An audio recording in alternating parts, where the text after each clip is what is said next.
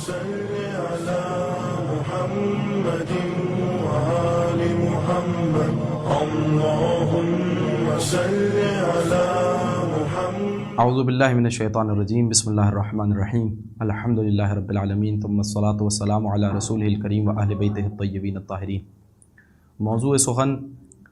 شب 25 ذی القعدہ اور روز 25 ذی القعدہ کے فضائل اور اعمال ہیں،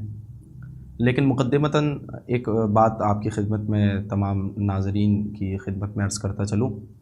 اور وہ یہ کہ پروردگار عالم نے بعض دنوں کو بعض دنوں پر فوقیت دی اور بعض شبوں کو بعض شبوں پر فوقیت دی۔ تمام دن برابر نہیں، اس لیے کہ جمعہ المبارک کو سید الایام کہا جاتا ہے، لہٰذا پروردگار عالم نے بعض دنوں کو کچھ بعض فضیلتیں دیں، لیکن ہم ان مادی آنکھوں سے ان فضیلتوں کو اور ان اعمال کو درک نہیں کر سکتے،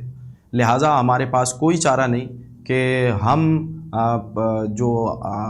پروردگار عالم کے نمائندے ہیں اور جو پروردگار عالم نے جن کو اس کائنات پر حجت بنا کر بھیجا ہے، ان کی روایات اور ان کی احادیث کی جانب رجوع کر سکے، تاکہ ہمیں وہ بتائیں کہ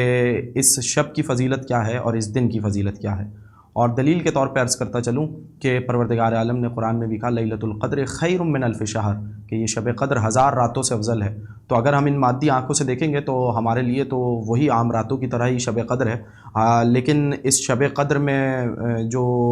پروردگار عالم کی رحمت اور برکت نازل ہو رہی ہے، ہمیں اس کا ادراک اور ہمیں اس کا احساس نہیں ہو سکتا۔ لہٰذا جب ہم احادیث کے مجموعے کی جانب مراجعہ کریں گے تو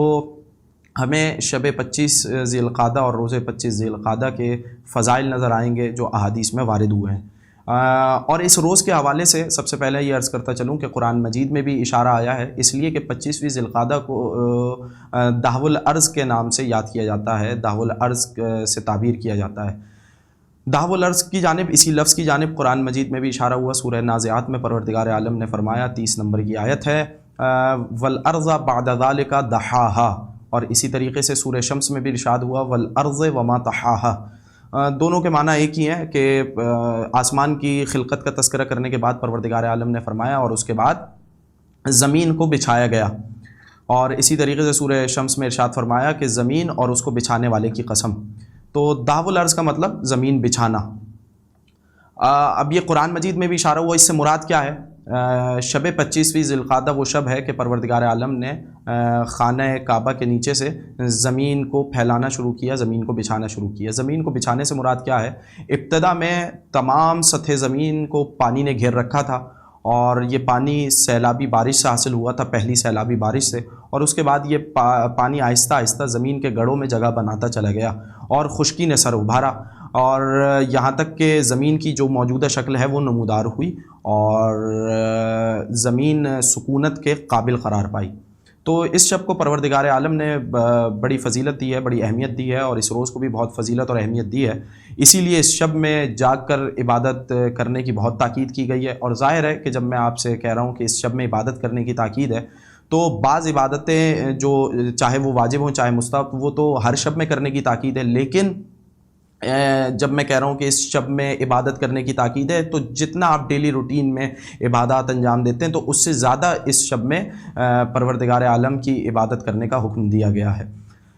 اور اس کی فضیلت کیا ہے، اس کے ثواب کیا ہے، میں آپ کے سامنے چند روایتیں پیش کر رہا ہوں، اور یہ روایت ہے فعن الحسن ابن علی الوشا، یہ راوی حسن ابن علی الوشا، وہ کہتے ہیں کہ قال کنت مع ابی وانا غلام، کہ میں اپنے والد کے ساتھ امام کی خدمت میں آیا اور میری کم سنی کا عالم تھا، فتعشینا عند الرضا، تو ہم نے امام رضا علیہ الصلوۃ والسلام کے پاس کھانا تناول کیا۔ کون سی شب میں کیا؟ لیلۃ 25 من ذی القعدہ، شب 25ویں ذی القعدہ کو۔ فقال لہ، اب امام نے ارشاد کیا، لیلۃ 25 من ذی القعدہ ولد فیہا ابراہیم علیہ السلام و ولد فیہا عیسی ابن مریم، کہ یہ وہ شب ہے کہ جس میں خلیل رحمان حضرت ابراہیم اور روح اللہ حضرت عیسیٰ کی ولادت ہوئی۔ وَفِيهَا دُحِيَتِ الْأَرْضُ مِن تَحْتِ الْكَعْبَةِ، اور یہی وہ شب ہے کہ جس شب میں کعبے کے نیچے سے زمین کو بچھایا گیا۔ فَمَنْ صَامَ ذَلِكَ الْيَوْمِ، پس جو اس دن میں روزہ رکھے گا، کَانَ كَمَنْ صَامَ 60 شَهْرًا، تو وہ بالکل اسی شخص کی مانند ہے جس نے 60 مہینے روزہ رکھا ہو۔ یعنی ایک روز میں اس روز روزہ رکھنے کا ثواب 60 مہینے روزہ رکھنے کے برابر ہے۔ ایک دوسری روایت ہے، اور یہ روایت ہے وروی عن الامام موسیٰ بن جعفر علیہ السلام، امام موسیٰ کاظم علیہ السلام سے روایت ہے کہ انہ قال فی 25 من ذی القعدۃ انزل اللہ الکعبۃ البیت الحرام، پروردگار عالم نے اس روز کعبے کو نازل کیا، فمن صام ذلک الیوم کان کفارۃ 70 سنہ، پس جو اس روز میں روزہ رکھے گا تو یہ روزہ یعنی اس روز روزہ رکھنا اس کے 70 سالوں کے گناہوں کا کفارہ قرار پائے گا۔ وَهُوَ أَوَّلُ يَوْمٍ أُنزِلَ فِيهِ الرَّحْمَةُ مِنَ السَّمَاءِ عَلَىٰ آدم، اور جیسا کہ میں نے اس سے پہلے بھی عرض کیا کہ یہ شب رحمت کی شب ہے، یہ شب برکت کی شب ہے۔ اب دیکھیے روایت میں امام کیا ارشاد فرما رہے ہیں کہ یہ وہ پہلا دن ہے کہ اس میں پروردگار عالم نے آسمان سے ہمارے بابا آدم پر رحمت کو نازل کیا، تو ظاہر ہے اس دن کی بڑی فضیلت قرار پائی۔ اسی طریقے سے ایک اور روایت ہے جس میں امام رضا علیہ والسلام نے ارشاد فرمایا اپنے چاہنے والوں کو، اپنے اصحاب کو کہنے لگے سومو فإنی اصبحت صائما، روزہ رکھو، آج کے روز میں نے بھی روزہ رکھا ہے۔ اب دیکھیے امام یہاں پر ایک اور چیز کی تعلیم بھی دے رہے ہیں۔ امام نے بس اتنا کہا روزہ رکھو، میں بھی روزے سے ہوں، اب علت نہیں بتائی کہ میں روزے سے کیوں ہوں یا روزہ کیوں رکھوں، لیکن جب راوی نے سوال کیا تو پھر علت سے آگاہ کیا، یعنی امام تعلیم دینا چاہ رہے ہیں کہ جب تک سوال نہیں کرو گے تو جب تک سوال نہیں کیا جائے گا تو سوال کا جواب کہاں سے حاصل ہوگا۔ امام یہ سوال کرنے کی جانب ابھار بھی رہے ہیں۔ تو اب راوی نے سوال کیا جعلنا فداک ایو یومن ہوا، میں آپ پر قربان جاؤں کہ یہ کون سا روز ہے؟ قال یوم نشرت فیہ الرحمہ، یہ وہ روز ہے کہ جس دن رحمت پھیلتی ہے پروردگار عالم کی، دحیت فیہ الارض، اسی روز زمین کو پھیلایا گیا،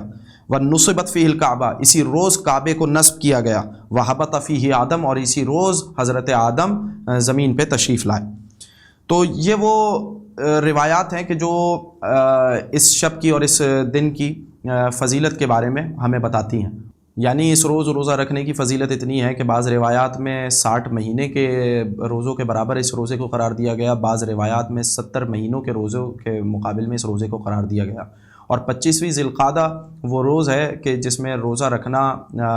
اس لیے بھی بابرکت ہے کہ یہ وہ ان 4 دنوں میں سے ہے کہ جن میں روزہ رکھنے کی بہت تاکید آئی ہے، 17 ربیع الاول، 27ویں رجب، 25ویں ذی القعدہ اور عید غدیر۔ تو یہ ان 4 ایام میں سے ہے جن میں روزہ رکھنے کی بہت فضیلت قرار پائی ہے، بہت فضیلت آئی ہے کہ پروردگار عالم کی رحمت بھی اس روز نازل ہوتی ہے۔ اب وہ کون سے اعمال ہیں جو روایات میں وارد ہوئے ہیں؟ ایک غسل ہے کہ اس روز غسل کیا جانا چاہیے۔ دوسرا عمل چاشت کے وقت، یعنی جب سورج طلوع ہو جائے تو 2 رکعت نماز ہے جس میں سورہ حمد کے بعد 5 مرتبہ سورہ شمس کی تلاوت کرنی ہے، اور اس کے بعد چند اذکار ہیں جو تلاوت کرنے ہیں، اور اس کے بعد اگر آپ مفاتیح الجنان کا مراجعہ کریں تو ایک دعا ہے اللہم داحی الکعبہ الی آخرہ کہ جس کی تلاوت کی جانی چاہیے۔ وآخر الدعوانا ان الحمد للہ رب العالمین۔